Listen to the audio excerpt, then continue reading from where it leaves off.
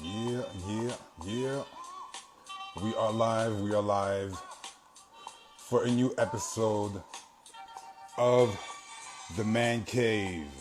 I hope you guys are doing great. That you guys had a nice week. That everybody's doing well. You know, summertime. You're enjoying yourself a little bit. So today's guest is going to tell us a great, I should say story, but it's his life story. There you go, he's already there.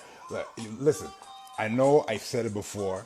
I'm gonna say it again. When the guest pops up, as soon as we get here, I love it. I love it. I love it. So it reduces the stress, obviously, but then it shows commitment. Wifey is here. Hey, baby, thank you for being here. Thank you for everyone for logging in. Thank you, actually, everyone, for watching this episode of the Man Cave Live. Listen, we've been going on for now. I think it's our 15th episode, and we show no signs of stopping. We're just gonna go bigger and better every day, day in and day out. So listen, the guest that I have today, his name is Cardell Sims. Listen, he wrote 6 books. His new book, Inmate to Inspiration, How I Freed Myself from Self-Destruction, it's actually available for pre-sale right now, but it's going to be released on August 17th, if I'm not mistaken. My sis is here, my coach is here. What's good, everyone? What's good? Joel, I hope you're doing great. So listen, yeah, so his new book is going to be coming out on August 17th. Listen, sometimes we find it so easy to find excuses. But if you look at his track record, if you look at what he's been through, man, he has no choice but to win and to do great things. Listen, from a crack addicted mother, his mother was addicted to drug. His father was absent. He did juvenile detention, went to foster homes, college dorms, gang activities, drug dealers. He went to the state prison and federal prison. And regardless of all of that, he's still making it through, and he's an inspiration.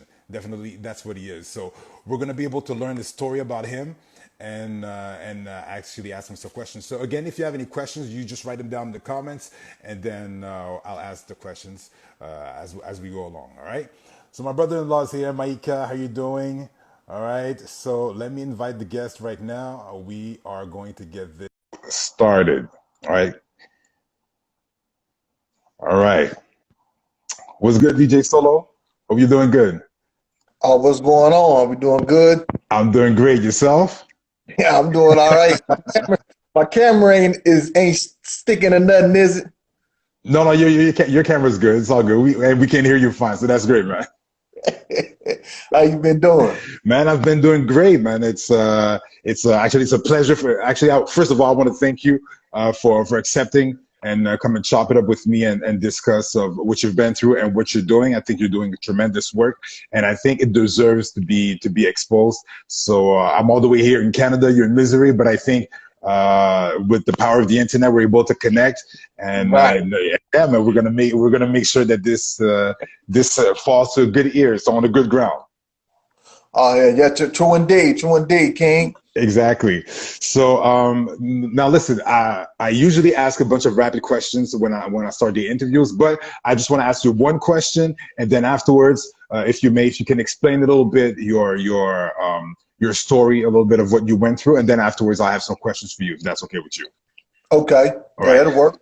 So listen, so if you had to wear one T-shirt, okay, the same T-shirt, you can have you have different replicas, but that same T-shirt with one word in it, and you will have to wear that same shirt for one day, for 1 year. What would that word be on that shirt, and why? Greatness. And why? The reason why is because we all have greatness inside of us. There's a certain greatness that lies inside of us, and we just got to tap into it. And I think once we tap into it, we understand that we have the ability to be whatever we want, no matter where we came from, no matter what we been through. We still have that ability to be great once we tap into that greatness that lies inside of us. That's true. And so I wasn't supposed to ask another question, but listen, why do you think it's so difficult for us to do exactly that, to tap into our greatness? Because sometimes we hear people saying, yeah, you just have to find it. You just have to sit down and visualize it. But why is it so hard to you? Why do you think it's so hard for people to tap into what is making them great? I think distractions. I think every day it's a lot of things that distract us of what our purpose is or what our gift is. We get so distracted on what's going on in the world, our everyday life, our everyday living, that we don't have the time to focus in on our gift or tap into our greatness because we just caught up in the world. True. And distractions, and sometimes you don't even know that they're distractions until you've been distracted. Now you just lost all your rhythm. So you don't know. At the end of the day, you're like, man, I'm supposed to do this. And then you look back what happened, like, oh man, I end up doing that, or this happened, and that happened, So yeah, it's hard to tap into. Distractions come from everywhere. True, exactly. So if you may, can you tell us a little bit about your story? I grew up in an impoverished neighborhood. My mother was addicted to crack. My father wasn't nowhere around. So I learned how to hustle at an early age. And I adapted this certain mindset that I was a product of my environment. So growing up with this mindset and that hustle, I found myself in juvenile detention centers and foster homes. I ended up in a foster home for first-degree assault, attempted murder at the age of 15 years old. 15? And, 15. That's crazy. Okay. Me and a buddy of mine, the city I lived in, we host the Missouri State Fair. So it's a big occasion every year. But it's also a racially tension event as well. Okay. And so we end up getting to a scuffle with a couple of white guys. And like I said, I'm 15 years old. Me and my buddy, we both 15 years old. And it got real bad to where we end up hurting the guy real bad with a 2x4 and a crowbar. We ended up beating him real bad with a 2x4 and a crowbar. He was several years older than us, and he had a chain, but we got an altercation and it happened. And so while in the foster home, I was able to play basketball real good, and certain coaches came to the courtroom for me, and they was like, his mother's on crack. He really don't have no solid family. How about we put him on probation? And I had a 15-year sentence back up on probation at 15 years old. And they was like, well, his mother's on drugs real bad. His household, he don't have no good household. Let's put him in a foster home. And the stipulation was I had to graduate high school in order to get off the probation. Okay. So I was in a foster home. I graduated high school. I ended up playing basketball. So them skills took me to college. I wasn't thinking about no college. Prior to this, I wasn't even thinking I was going to graduate high school. I wasn't thinking about none of that. All my friends before this, they had dropped out of high school, was selling drugs and everything at the age 15. They quit or they got kicked out. So I wasn't thinking about graduating high school until this happened. So I graduated high school and ended up going to college. But I still had that same mentality that I was a product of my environment, that street mentality. I carried that to college with me. I got a basketball scholarship. So 4 years of college, I didn't do nothing but party, sell drugs, gang banging, everything. That's all I did. I don't know how I made it to 4 years, but I did. So when I didn't graduate, so after my senior year at basketball, I basically just quit going to school. I really wasn't going to class anyway, but I really just said, all right, basketball's over with, I'm done. So I found myself back at home in the streets, gang activities with the gang, selling crack. With the same gang when you were 15, right? Yeah, with the same gang when I was 15. Yeah, okay. Same gang. Okay. Because it's really a lot of my family members. We was all family, so we was raised in this. And so caught my first drug case. I got probation again, but I'm grown now, so I'm 22 at the time. I catch a drug case. I get probation, I get out, go right back to it. No second thought about it. Right back to selling drugs, right back to the gang, right back on the block. I caught another drug case, and along with guns. So this time I go to trial. I lose in trial. I get a 7-year sentence and a 12-year sentence running consecutively. We call it running wild. What it means is I had to do my 7-year sentence first, then turn around and do the 12-year sentence as soon as I'm done with the 7. So it was a total of 19 years. Wow, okay. Yeah. So I walk into the Department of Corrections with 19 years to serve. As soon as I walk in, the guard yells, leave your dreams, hopes, and your aspirations behind. That's what he yells. First thing that he tells you when you get there. That's first thing I heard when I got off the bus. Leave your dreams, your hopes, and your aspirations behind. That's the first thing I heard. Okay, so let me just cut a little bit. When he said that, like, what did you feel? Like, were you like, yeah, all right, cool, whatever, or did that do Yeah, something to you? I'm just like, whatever it is, what it is. Like I ain't never had no dreams. Like, this was part of my expectations. Where I grew up from, it was you had to go to prison to solidify your manhood. Like that's how you earned the stripes. So it was like, all right, this is what this is about. Okay, let's go. Yeah. So when I walk in there, I do my prison sentence. So I'm in about my 4th year in prison. All I've been doing the whole time was playing basketball, smoking black and milds, sitting on the yard with all the other inmates, telling them war stories, what I was doing on the streets, what girl looked good in the King magazine, what was the girl look good in the eye candy. The King magazine. Wow. Just a bunch of we call it kicking the bobo, just a bunch of nothing. That's what I did. Yeah. So a Senate bill in Missouri got passed that cut the time in half for drug cases.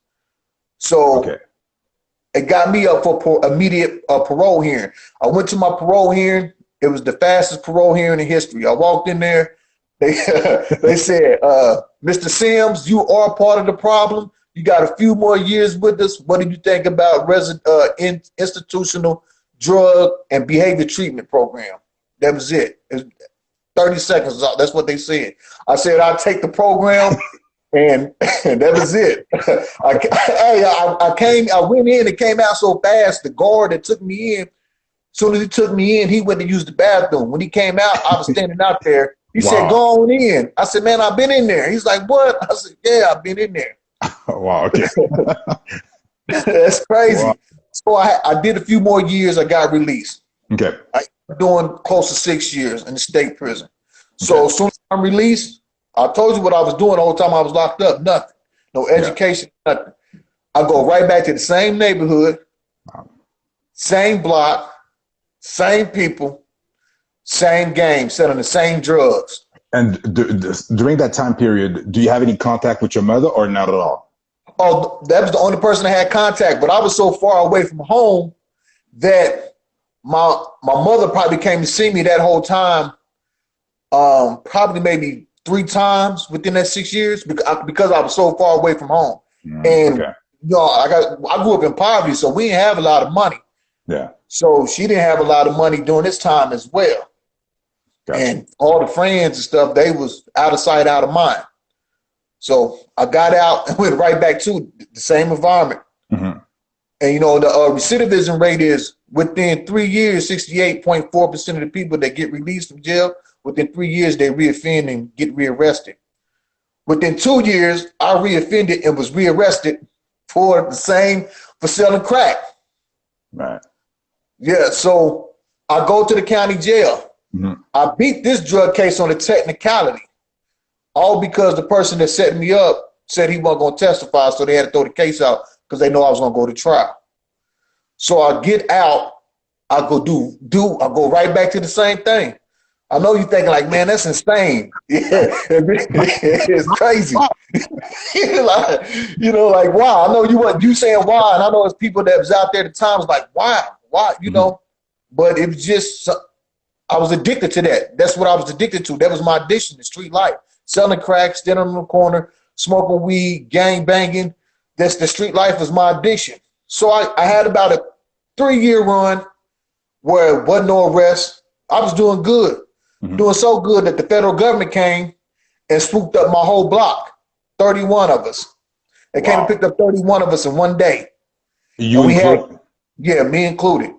We had a conspiracy to distribute 25 keys or more and gang activities, 25 kilograms of cocaine and cocaine base and gang activities.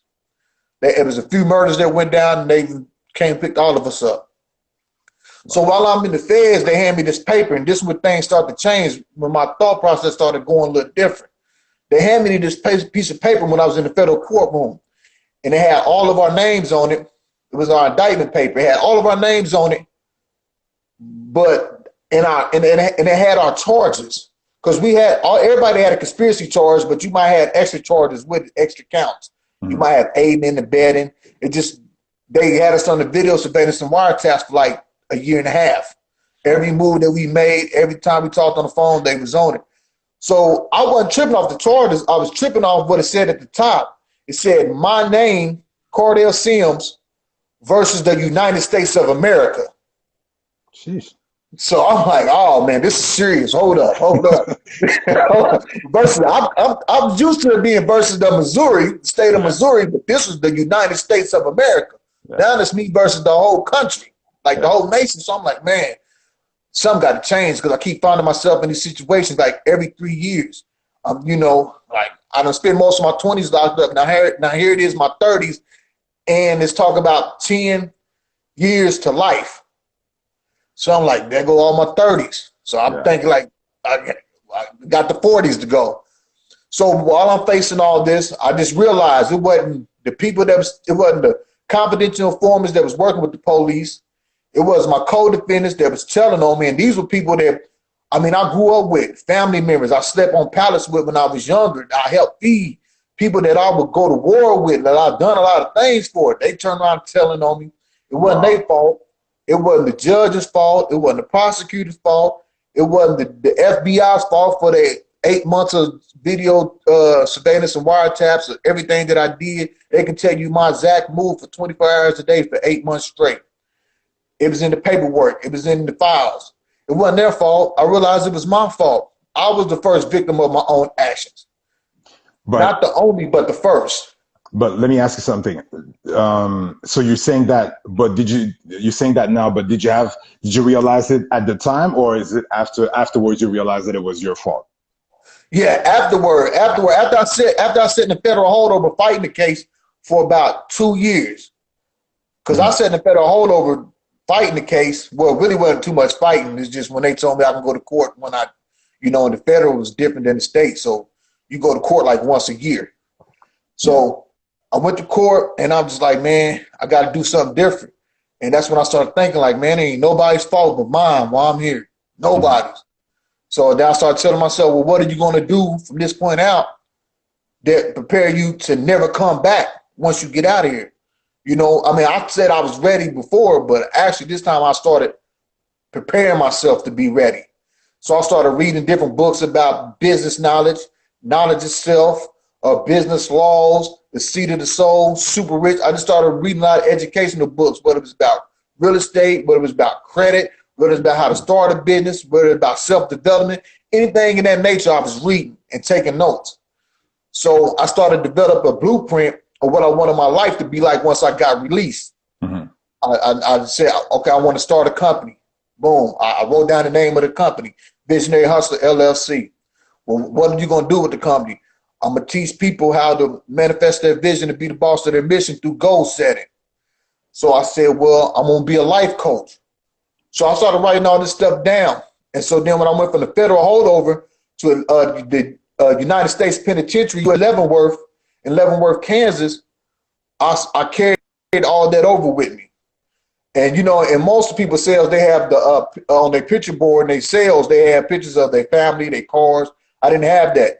I had a vision board. My actual picture board was a vision board of what I wanted my life to be like. So every day I looked up at that vision board and I did everything that I could, reading, taking notes, getting stuff sent in the mail to align my vision when I got out. I walked out of federal prison with 4 legal folders. That's all I had in my name. No money, no nothing, just them 4 legal folders. They was the blueprint. It was the goals, it was the plans, it was the step-by-step of what I was going to do. So they sent me to the halfway house, federal halfway house. That's where I started taking my life coaching classes. And then I had a little job, which was a telemarketing job. I made $12 an hour. Every money that I got, I invested it in myself. I took money, invested in my life coaching classes. I took money, invested in, typed up my books. So when I left the halfway house, I had 3 books typed up, and I had got my master's degree. I had a master's diploma in life coaching. I became a master certified empowerment life coach. Right. So you really you really went hard at it. Like you Yeah, really were it focused wasn't on. no, it wasn't no when I got out the first day all the way to this day, it's been all gas, no brakes. I applying the same hustle that I applied in the streets, I'm applying it to them blueprints that I had. Like Gotcha. it's not a game, you Gotcha. know, because it's life or death with me. Mhm. One more case or anything else, I'm gonna spend my out date on my federal paper is gonna say deceased. That's what it says when you got life, deceased. That means you here till you deceased. Oh, word. That's what it says on the Yeah. paper? Yeah, that's what it says on the paper. When you get life in the feds, it don't say life sentence, it says deceased. It lets you know that you there till you deceased. Ain't no parole or nothing. Wow. This is what it is. So I know what I'm facing. It's life or death with me. Yeah. So when I got out, I just went hard. And soon I got my life coaching diploma, I filed for my LLC license, Visionary Hustle LLC. Mhm. And I started hosting my own seminars, speaking engagements, and everything. Start selling my books, T-shirts, and I just started accumulating money. I started on my nonprofit organization, which was geared to build back the neighborhood that I helped destroy. I want to, you know what I'm saying, bring the value back. And I've been Yeah. on that mission ever since. Wow. That's heavy, man. That's something. Like the sheer determination that you showed, man, it's amazing. But let me ask you something. So you were part of a gang for many years, and you were saying that you were a product of your environment. Speaking of that environment, did you have like I'm sure yes, but you had to cut off people. Like you had to cut off some of the homies that you were talking to or whatnot. Like was it something that was Yeah. hard to do? Or you really switched the light and you're like, you know what? I'm gonna go get it and I gotta cut off anybody that is not bringing value to what I'm doing. That's what I did. I cut off anybody that wasn't bringing value to what I'm doing. I don't, I mean, I see them on Facebook because Mhm. it got to the point where I went home for probably like 3 months and saved Yeah. up enough money. Then I moved to a whole nother city. Like Oh, I separated myself from everything because I knew I knew that environment, home, was a destruction for me. yes. So I had to separate myself like, nah, I can't be here. I'm gone. If I really want to do this, this is what I'm going to do. I'm going to have to get out of here. And that way I ain't got to worry about none of them temptations and none of that. So it's now is when we converse, it's I see you bro on Facebook or something like that. But Mhm. my whole conversation it's a whole different circle of people that I converse with and hang around with now. Because you really had to cut them off since that's all you knew since you were 15. So you really decided to like really isolate yourself because now you were alone with a new mindset, a new vision. But Yeah. again, man, Yeah, determination to do it. isolation, that's what it was. That's what I did. I isolated myself. Wow. Okay. Um, okay, I got a question for you. I hope I get the number right, but 1058314. I'll never forget that number. All right. So for those who do not know, can you explain that number? And the second question is, can you tell me if that number holds any power over you in your mind as of today? 1058314. I said that number a million times. That's my prison identification number.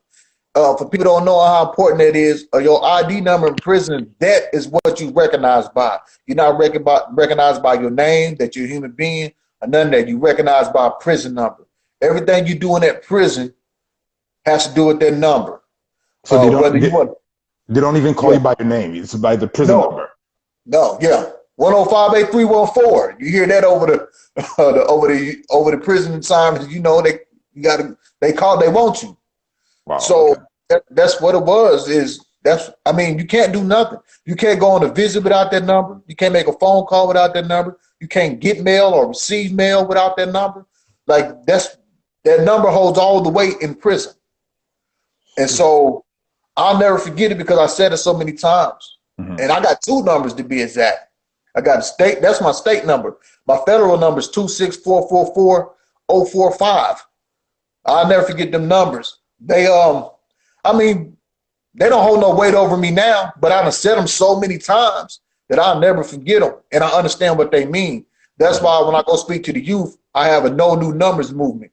is that when I go talk to the youth, troubled teens, I do things and I challenge their beliefs so they don't become a new number in the system. I don't want them to get that number.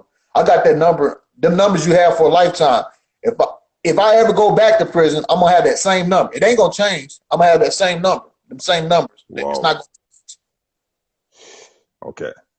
And is that number right now? Do you feel like that number is like a memory of where you were from? So does it hold any power over you? Do you feel like, oh man, I've wasted this amount of year, or it's just like to remind you where you came from? I wouldn't say it holds any power over me, but like you said, sometimes I sit back and say, man, boy, I done gave 20 plus years. I've been dealing with this system 20 plus years, at least 20 years. Either I was on probation, in jail, on parole, or in prison.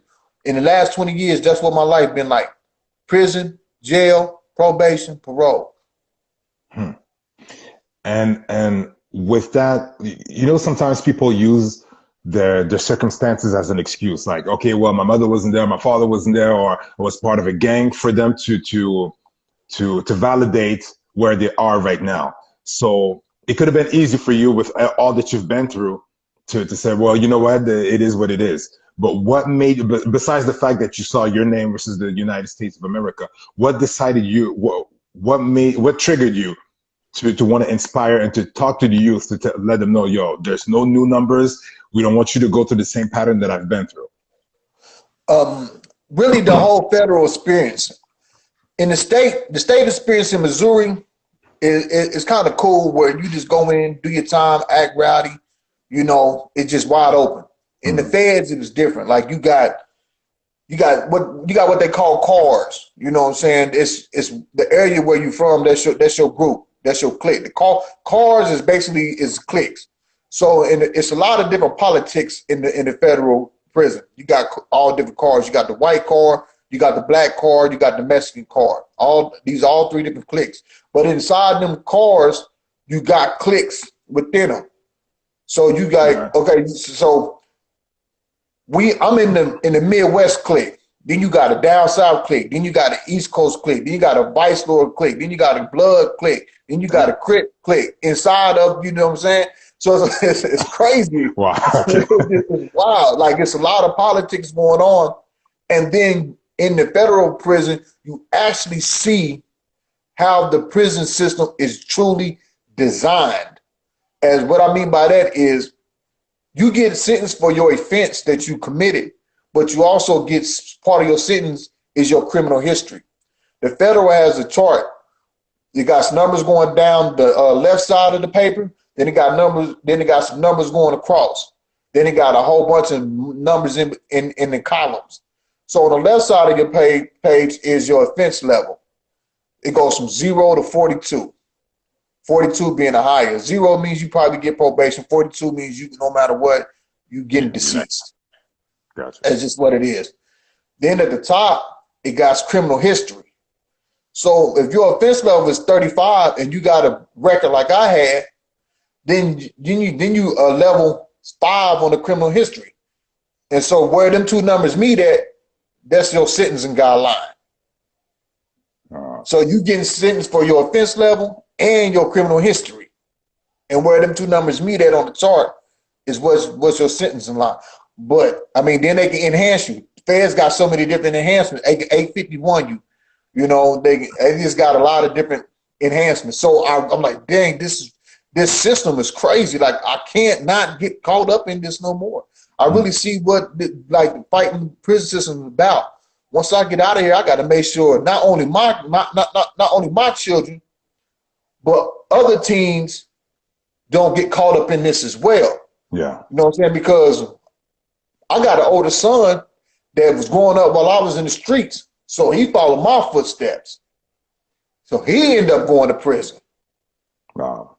Yeah. So I'm thinking to myself, like, I got to set a new footsteps, not just for my footprints, not just for myself, my children, but for all these other children out here, because I don't want to see nobody go through this. True. And is your son right now? Is your son in jail or is he out? No, he's home. He's doing good. Oh, He been out. Great. He did about a year and a half in prison. Okay. But he's been out about a year now. So yeah, he's doing good. That's amazing. Um, I'm going to read a quote, and I want to have your input on that quote. So, Okay. a smart man said on July 28th, 2018, trust the process, but most importantly, love the process. Yeah, Do you you gotta love the process. The do you still process, believe that? yeah, almost definitely. The process is the journey. You know, it's not all gonna come to fruition in one walk. Like you gotta work your way. My prison times was the process. Them times in prison, I loved it, but I hated it. You know, but if it wasn't for the federal prison bid, I might not be here today, the person that I am, because it's during that federal prison bid that was part of the process of me being who I am today. True. You gotta love the good and the bad. I know it sounds crazy, but it builds you. It builds character. That's what You know, that's what it does. And so, yeah, you got to trust the process. You got to trust that what you're working for is going to work. You got to have faith, not belief, but faith. Like faith is what you know to be the truth. Belief is what perhaps we think is the truth. You know, but you got to have faith. Like you got to know that you're greater than that. You got to trust the process to greatness, but you got to love the process as well, because you know what the end results are going to be if you stick to the process. So regardless of how hard, how tough the process is, we must remain there and continue to go through, because it's going to build us. And eventually we're going to be able to tap into our greatness by our resiliency. Yeah, you got to be resilient and stay diligent. You have to. Okay. You wrote 6 books, right? Yes. And you have one that's coming out August 17th. Yes, August 17th. But it's available for Yeah, pre-sale. yeah, we're doing pre-orders right now. Pre-orders. I got the pre-orders gonna come with special things when you put your order in. It's just not just gonna be a book that you're gonna get. I mean, you're gonna get a book, but it's gonna be some things in there, you know, the brand residue is what it's called in the book Contagious, the brand residue. But yeah, the book Inmate to Inspiration. Yes. It's Okay. it's a mixture of my life story, but with important information and lessons in it. Dope. All right. I'll put the link so that the people checking out the live will be able to get it and purchase it. You have a book though that's titled Have. Right. Can you break it down? Because I love it. When I read the acronym, I just love it. So I would like for you to break down what is Have. Have is the acronym for hustle, attitude, vision, and education. I'm not saying these are the only keys to success, but these are my personal keys to success. Like I had to have the vision first, but actually I had to have the attitude first. That the attitude, I'm greater than the situation that I was in as far as prison. Then I had to have a vision, what it was I wanted to be, what I wanted my life to be like. Then I started educating myself. Then I put the hustle behind it. Hustle, attitude, vision, and education. Like I always say, you gotta have it. You gotta have it. That's dope. That's really dope, man. So you see, often we give ourselves a pass. Like sometimes we expect so much from other people, and when they don't deliver on whatever they're supposed to do, we're quick to hit them like, okay, you promised you were going to do this, you didn't do that. But for us, when we promise something to ourselves, we give ourselves a pass oftentimes. So I want to ask you, what do you expect from yourself?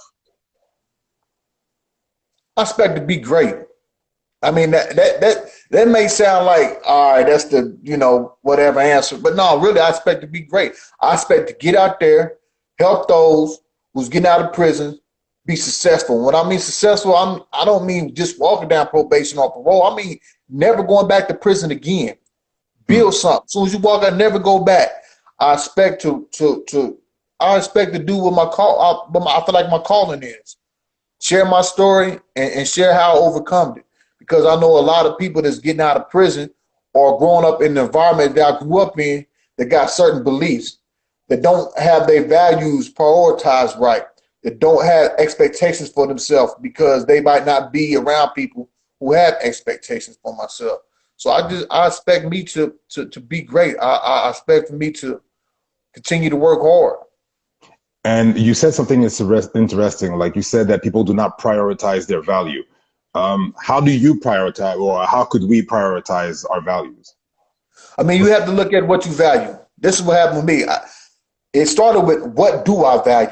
Because at one point in time, I valued street life.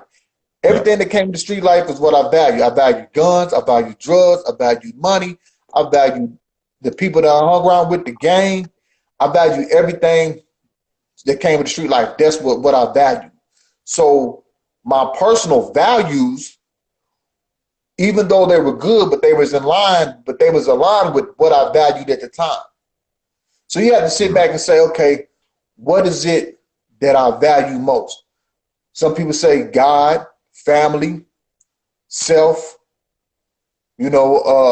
security, things of that nature. With me, I had to value, what I valued first was myself. Because if I didn't value myself first, then I would put myself in situations, circumstances that was going to allow me to either get my life taken or get my freedom taken. So once I started valuing self, then I value God. Because I'm from the school of thought where know thyself, know God, and then make sure they align. But if you don't know yourself, you're not going to be able, I don't feel like you're going to be able to find God, because you're going to allow yourself to get caught up in certain situations to get strung along. And in the life that I live, especially prison, if you don't really get a hold and start knowing yourself, there's no telling what kind of trap you might fall into behind the walls. True.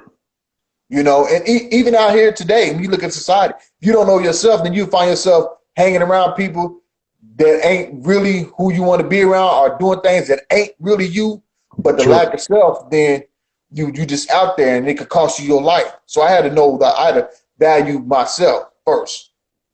Then everything else fall in line. God, family, my freedom, my life. Like my freedom is one that's the top of the list. I value my freedom. So I don't let nobody around me that you're gonna jeopardize my freedom. You can't come around me. It's nothing, it's personal to me, but I don't mean you no harm. But my freedom, my life means a lot to me. At one point in time, it didn't, but now it does. Like I value, so you got to figure out what it is, what you value first. Gotcha. Hold on. Let me see. Path to Redemption said, you must shift your value system that reflects success. So indeed, that's my man. That's my brother, man. That's Path to Redemption. That's my brother Lester, man. He got an amazing story himself. And we do the same type of work. And that's true. Like you have to shift your value system that reflects success. That's what I did. Like everything that I value in my value system right now is towards success. So now that when you surround yourself with me and I'm around you, I'm bringing value. I'm an asset. In the streets, I wasn't an asset. I don't care how much value.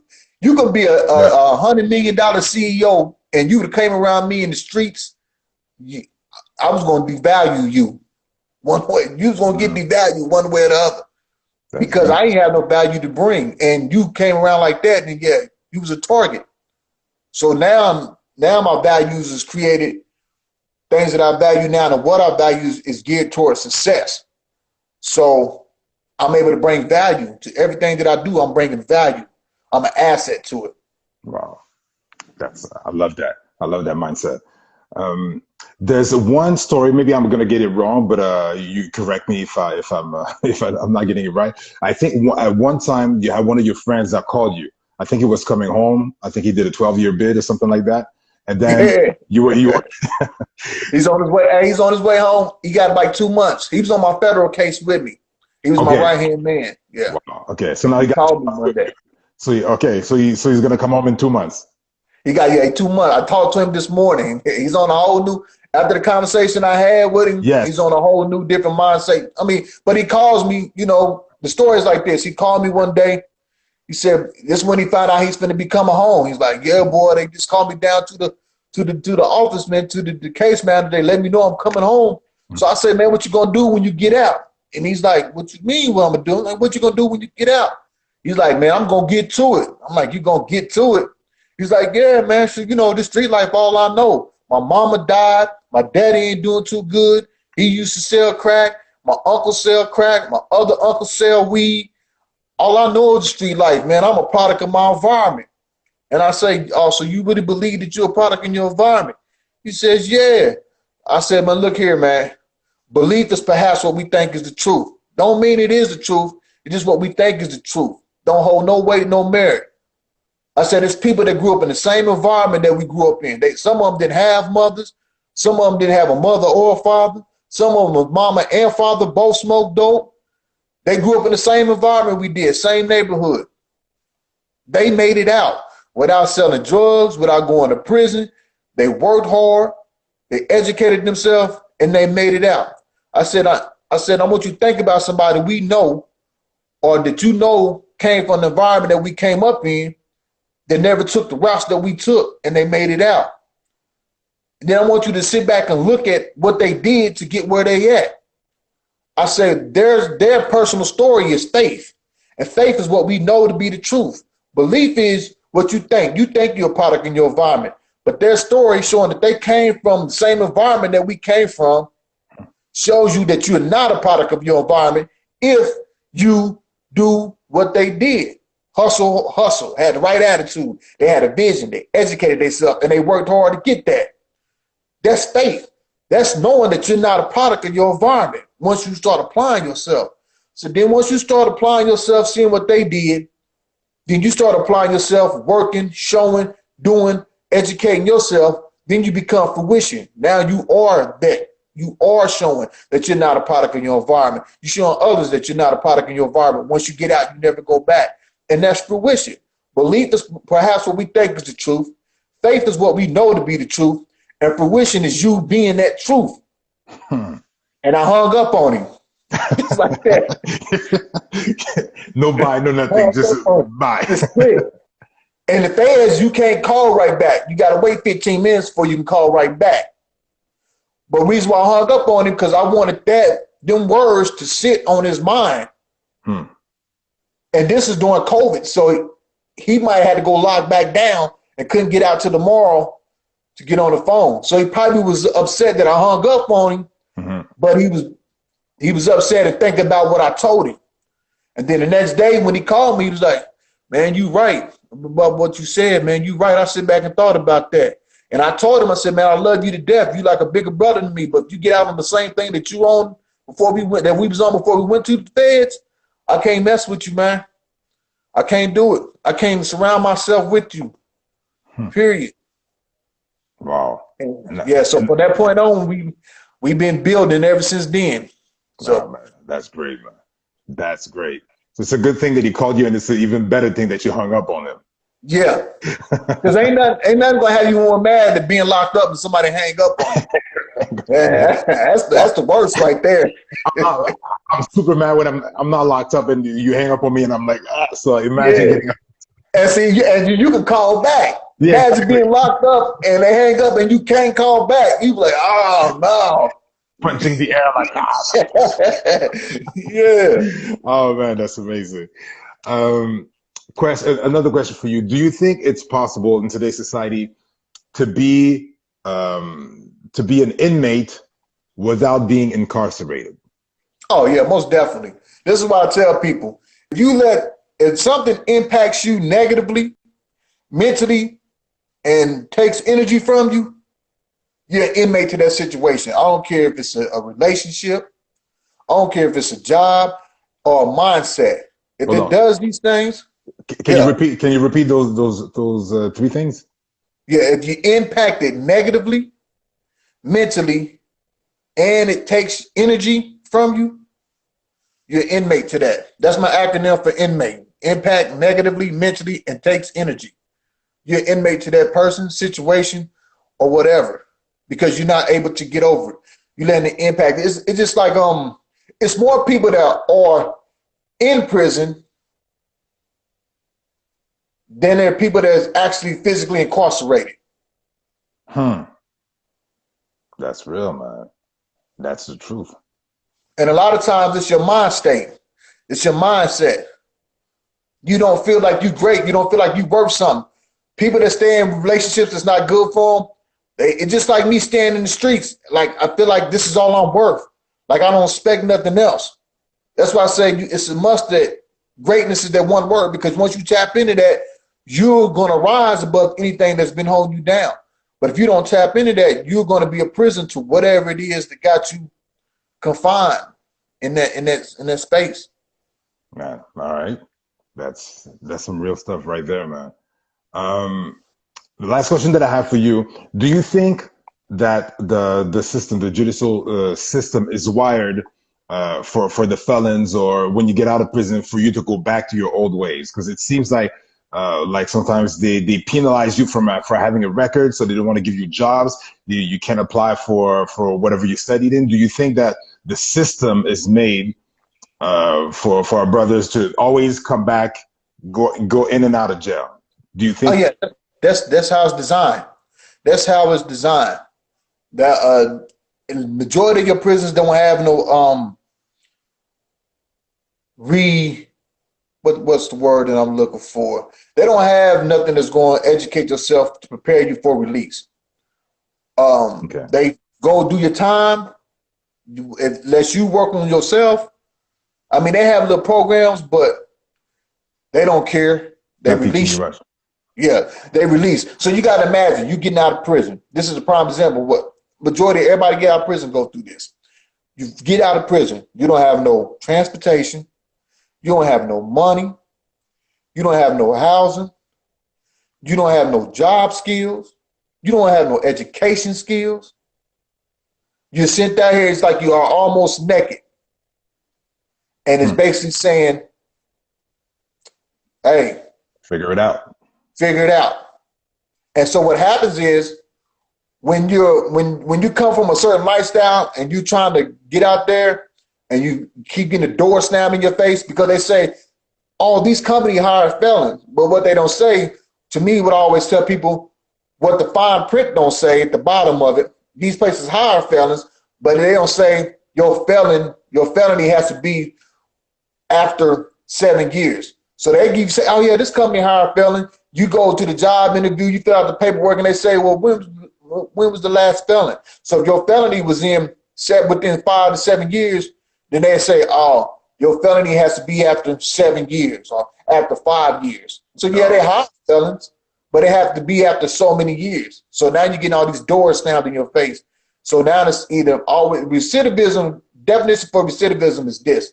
A lot of people say it's people that go to jail, get out, and go back. Yeah, that's recidivism. But another definition is a tendency to relapse to a previous condition or mode behavior. That's recidivism. So once you get all these doors now in your face, now the tendency to relapse to a previous condition, the previous life that you used to, man, it just ain't working for me, man. I got child support down my back. I got these fines, debt fines. I can't get no job. I'm going to go back for what I know, because it's easier for you to live better on the inside than you will on the outside. All right.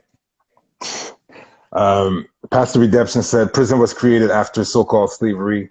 And that's what it was. Yeah. Convict leasing started it all.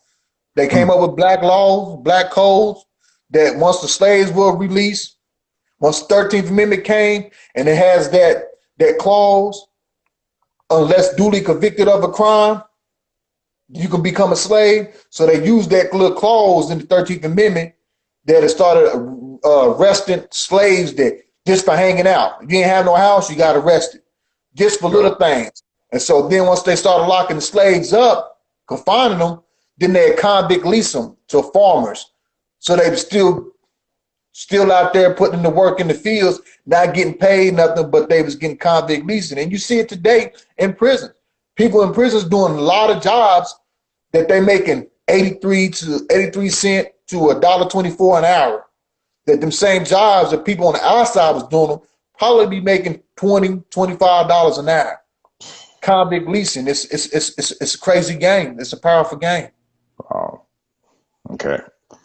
Um, so we've come to the end of the interview, but do you have any words that you would like to share to the people watching? Yeah, my favorite quote. If you go to my page, you probably see it a lot of times. It says, "Don't let the limitations of your background reduce the height of your potential. Outgrow what you were born into." You know, no matter what situation that you're in, or no matter what situation that you come from, like I said earlier, that greatness inside of you, you got to tap into it. Once you tap into that, understand your gift. My gift was I can help people. Even when I was in the streets, I would help people. Hmm. But I had to challenge it. I had to channel it in the right direction. So don't let nothing hold you back. Just because you came from this environment, or you came from this bad relationship, or you came from this job, or you working this, or you doing that, it has nothing to do with where you're trying to go. Align yourself with where you're trying to go. And in today's society with the internet, you're going to find somebody that's going to show you the steps if you watch them. So don't let the limitations of your background reduce the height of your potential. Outgrow what you were born into. Man, that's a dope quote, and that was a great interview. I can't thank you enough for taking the time to break it down and talk to us. It's really, really appreciated. Like I said, now your book is available for pre-order. I will put the link on there, and otherwise it will be available for all to purchase on August 17th. Um, Path to Redemption send much love, brothers. Thanks for the invite and saw the value in sharing the message. Definitely. Peggy, thank you for watching. Everyone, Rob the Twin, really great live. Thank you very much. And yes, indeed, I've seen it. Thank everybody for tuning in, man. I'm honored. I appreciate you for having me on. Give me the opportunity to share my story as well. Yes, sir. And most definitely, we'll stay connected and we will talk soon, man. Oh, yeah, true indeed. Yes. All right. So take care and I'll talk to you soon, man. All right. Peace, King. Peace, man.